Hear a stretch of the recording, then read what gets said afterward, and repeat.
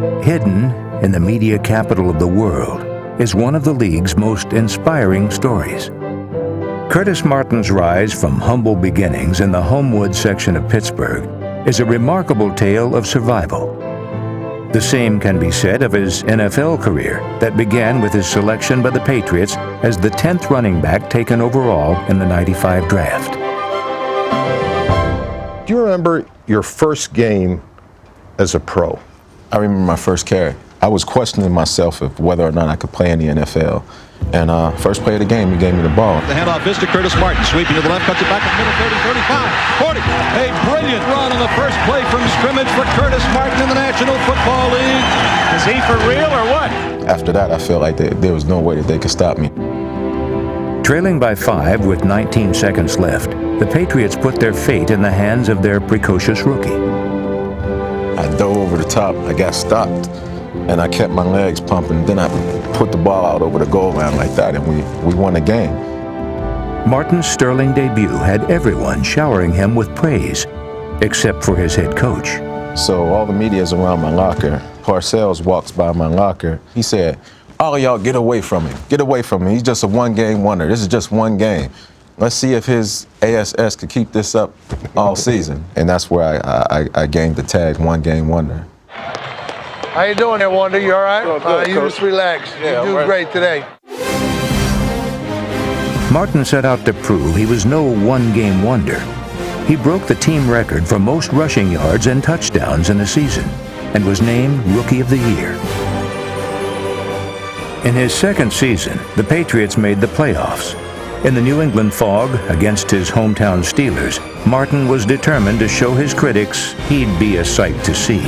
We were in the huddle, and the center said, "Kurt, you ain't took the distance all year." He said, "I don't think you can. You ain't got the speed to do it." Drew pitched me the ball. I remember cutting back, and I remember Cornell Lake coming up, and I cut right behind him, and it was off to the races. Curtis at the 45. He's going to go all the way. 79 yards. Patriot touchdown run. In the biggest game of his life, Martin finished with 166 yards and 3 touchdowns. Is this everything you expected a playoff game to be? And more.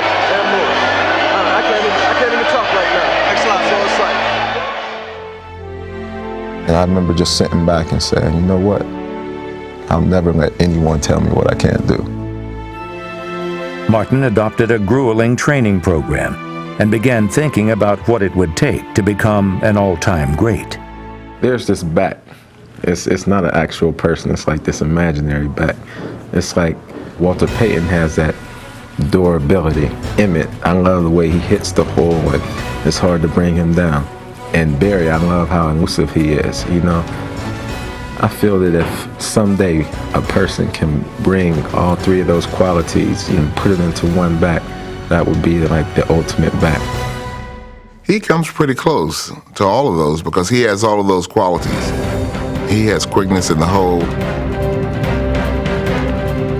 He's been durable, and he can make guys miss. oh, that's a thing of beauty, baby. You see him run that rock? Yet to many, Martin isn't in the same class as Peyton Smith and Sanders, perhaps because he rarely breaks the long run. He doesn't have breakaway speed. We tease him, we call him a caught from behind Curtis. Because if he seems to get out in the open field, somebody always catches him. He's not flashy. He's not a flashy back.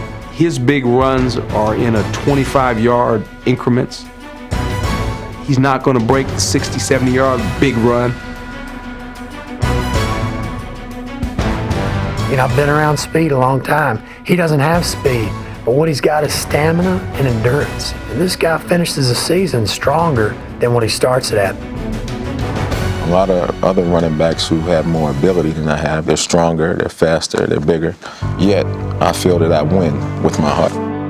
To see the size of Martin's heart, you needed only to look at the size of his ankles during the 2002 season. The doctors told me that he doesn't understand how it's humanly possible to play with the ankles that I had. My ankles were so swollen that on this shoe, it would hang over here. Like my ankle would be hanging over the rim of my shoe on both ankles. And it happened in the first game of the season. And I played the entire season with them. This wasn't his worst injury. In 2000, Martin suffered a near-complete tear of his MCL. In the same game, with the Jets trailing late, he caught the winning touchdown. 3 weeks later, with his ability to run still limited, Martin threw the game-winning score. Martin with a halfback option. He's got Corbett in the end zone. Touchdown! It speaks a lot about his threshold, the way he can handle and absorb the pain. Hey, you took a pound. You all right? Yeah, I'm fine. No, winner,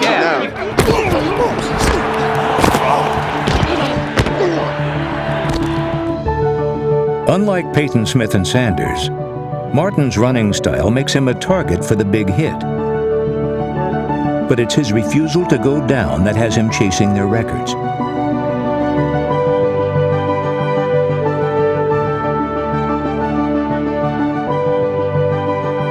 I play with a tenacity that, you're going to have to basically knock me out and kill me for me to give up.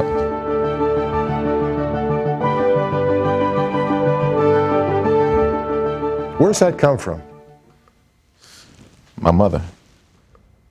When I repeat myself again. We'll meet his mother and discover what he considers his greatest accomplishment later in the show. But when we return, Curtis takes us to his old neighborhood. Curtis Martin's resilience has earned him great praise on the field. But his most recent honor, the Call to Courage Award, is a tribute to what he has endured off it. Martin's survivor mentality didn't just happen while playing football. It was shaped while growing up in the Homewood section of Pittsburgh. There's certain places in Pittsburgh that they tell you to stay away from, and those are the places that we're going right now. Some things you wouldn't even imagine happen down here. For Martin, the unimaginable happened when he was 9 years old in an apartment behind this door. My grandmother, I used to live with her. I was raised in a single-parent home. We found her murdered.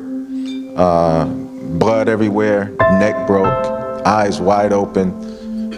Covers was pulled right up to here on her face. Knife was going in her chest, through her heart, sticking out her back into the bed. And my mother, it was my mother's mother, had to actually see her mother lying there like that. What we ended up finding out is after she got murdered, my mother came out and all the media and everyone was around here. We find that the actual guy who did it was actually in the crowd watching my mom. Real freaky stuff, We'll actually see if we can go in there. I'm kind of like over it to whereas it doesn't, affect me in a negative way or make me feel any type of way. I'm sorry.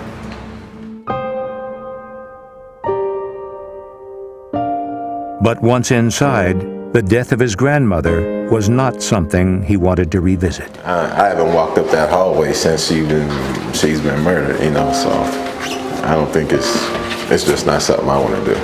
Yeah. Before my grandmother got murdered, she gave me this $2 bill, and she wrote, "Good luck to you," on it. Every game, even when I was in high school, I kept this $2 bill in my sock. If there was times where I came out for a game, it was like, oh, I didn't put my $2. I would run back in the locker room and miss something so that I could go and have that $2 bill in my sock. Martin lost the $2 bill during a game, but he still holds on to the memory of his grandmother. By Curtis's count, she is among the 35 friends and family members who have been killed in Pittsburgh. I've seen a lot of deaths. I've escaped death so many times. I've had so many bullets fly by me. You told a couple stories there that would just, God, made your hair stand on end. I mean, because I wanted to ask you about some of those things. Those are, whew. But you can ask anything. There's nothing, anything, nothing's off limits, man. All right, what's the closest you ever came to death? There's so many situations where I know my life could have been gone. I had a guy put a gun to my head, and his exact words was, "You're dead." And he pulls the trigger and nothing comes out. Pulls the trigger again, nothing comes out. He puts the gun in back of my head, pulls the trigger, nothing comes out. Puts it in front of my face, pulls the trigger a few times, nothing comes out. Not pointing the gun at me, pulls the trigger, the bullet comes out. After you look death in the face and you survive, it makes you start thinking. It makes the wheels churn. It makes you say, you know what, that just wasn't luck. You know, I just used to think I was the luckiest man in the world because everyone else would get killed or shot or be in jail or whatever it may be. And I seem to always escape. Now I've just taken that ability to escape and put it on the football field. What had you done to get yourself in that situation where... We can't talk about that, but I wasn't always an angel, you know. I didn't try to be no bad, tough guy either. I mean, you learn to survive. Was there a defining moment growing up when you made a decision that you were going to go this way instead of that way? The defining incident that made me just say, I gotta do it, was that I couldn't sleep. I would have these dreams that I was always getting killed. And I had this one dream in particular. I'm trapped. I'm like on a dead-end alleyway, but the sun is shining on me real bright, and all I could see is a guy's arm from here with a gun on the end of it. And before he would pull the trigger, you know, I'd never look at him. I'd look up to the sky, and this voice, and what I perceived as God, would yell from the sky, "Kurt, duck your head." I would duck my head as he would pull the trigger. He would always miss me, but after every shot, I would turn around and look at the wall, and he'd hit my shadow in the head.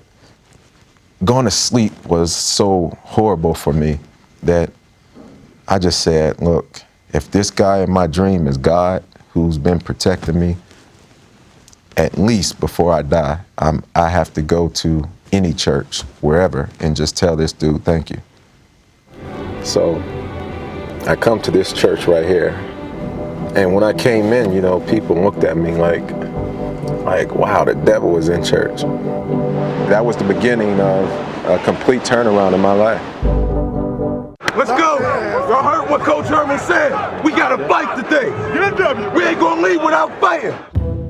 The source of Martin's fighting spirit has always been his mother, Rochella. My mother's been through a lot. She's been through hell and back to hell and back again. So to see her overcome things, just to put clothes on my back, that means everything to me. And Curtis meant everything to Rochella. His presence inspired her to persevere during the lowest point in her life. How did Curtis help you recover from the murder of your mother?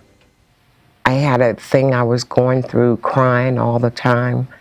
And one day he sat down and he said to me, "Ma, if you get sick, who's going to raise me?" And when he said that, it really, really touched me. And I didn't want nobody raising my child. I wanted to raise Curtis myself. She had to work 2 and 3 jobs, though. So she didn't get home till around 8 or 9 o'clock at night. But my mother couldn't afford a babysitter. From kindergarten, I was 5 years old, actually. I used to sit in the window and just watch everyone else play. And to this day, she says that's what broke her heart. Many nights, you know, I had to eat syrup sandwiches and oatmeal. What's a syrup sandwich? Syrup sandwich is this. You know, take a piece of bread, Town Talk or Wonder Bread, that's what tastes best.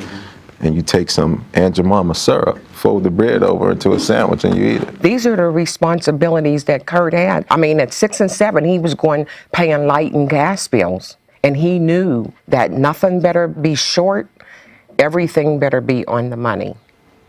I got a lot of beatings. I did. I got a lot of beatings. But, from your mom? Oh my gosh. From who else? Golly, this woman used to. Oh, I mean, it's cool. But when I was in 11th grade, we're up at the school. She said, "Shut up!" Man, I'll tell you, and you know, when you're Mr. Popular in high school and your mother smack you in your face in front of the entire classroom, that was probably my most embarrassing moment. Oh, yeah. In my entire He life. called up everybody in the United States and told them. You know, one day I was beating him with a Kool-Aid pitcher. Yeah. Kool-Aid pitcher. A Kool-Aid pitcher? Mm-hmm. Yeah. Yeah, this is my senior year of high school, mind you. So go ahead. I said, when I tell you something, I mean just what I say. Ma, I got so much pressure on me. I have so much pressure on me. I said, well, what pressure do you have on me? He couldn't even tell me. But But you know what it was? I just felt like I cannot listen to another yell from this woman. You know, I can't hear her. I don't want to hear another word come out of this woman's mouth. And I'll tell you, that is the one most memorable moment in my entire life, because it was the first time in my life that I've ever stood up to my mother. Mm-hmm. As I sit back today and I look, and you know, sometimes I cry about it, that the pressure that I put on him, it wasn't fair. And to be honest, a lot of times I felt that my mom was just one of the angriest, bitterest women in the world. I've never held her bitterness against her, but she definitely took a lot of it out on me. But at the same time, I wouldn't take one day of it back, because it's helped me be obedient and helped me be disciplined in my life as a man. Pulled out this shotgun. Growing up, Curtis Martin used his running ability to elude danger. But during one of his escapes, he ran into more trouble. I went somewhere back here, but there was a pole sticking up out of the ground. The pole went straight through my legs, came out like almost on the side of my butt. My mother seen all these things going on around me. And so she said, you just got to do something, you know. It's inevitable, something's going to happen if you're out there. Grudgingly, during his senior year of high school, he signed up for football. And there, he met Coach Mark Whitgardner. Mark was that first male positive role model in my life. If he said something, I'd listen. Greatest man in the world. No, here's the greatest man in the world. Whitgardner believed in Martin's talent at a time when Curtis's closest friends did not. I was like, man, you can't play no football. So I went to one of the games. Man. He trucked this one dude so hard. Boom, he's running the rock. Boom, he's taking it like 100 yards. I'm like, oh my God. So I like, man, that's one-time thing. He do it again, and he just started killing them. And I was like, damn. Ever since then, he surprised me from Alderdice to Pitt to New England to New York. We talking like, this dude is a Hall of Famer. This is so weird to me, man. I mean, how you gonna have a friend, man? I look at him like Lil Kirk, and that's my man. Martin has been well-liked everywhere he's gone. He is one of the most popular and respected players among his peers. And he has long since won over his hard-to-please former coach, Bill Parcells. Curtis Martin is the kind of player that inspires me to coach better. And when you develop a relationship with a player like that, it motivates me to give everything of myself to that player. Take it easy, man. Martin wants to make his biggest impact off the field. When a young fan he didn't know sent him a birthday party invitation, he went. And when his old coach lost his son in a skydiving accident, Curtis was there to comfort him. The priest that I talked to said, who do you know that's the closest person to God?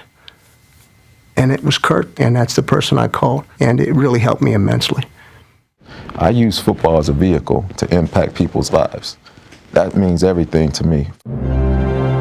I've gotten more than a second chance at life, and I realized that I've been blessed with a God-given talent to play football. What I've learned to do is maximize every opportunity that I get in life, and football just happens to be one of those opportunities. To be a man of integrity, to be a man of good character, means everything to me.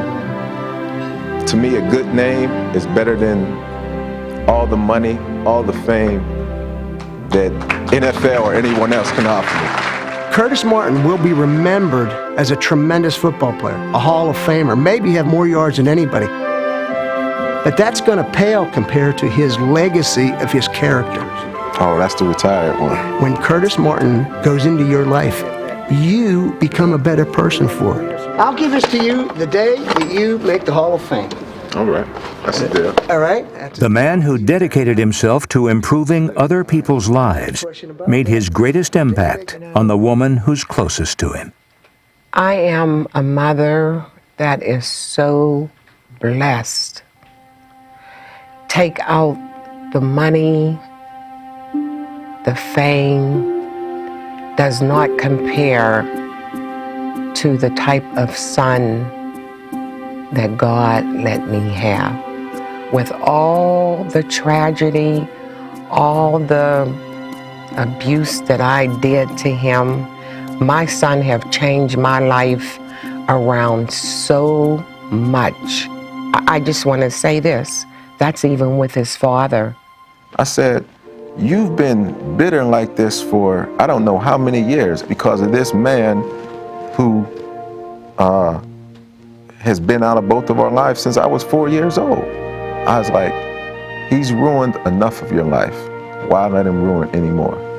Forgive him. And she did. And I did.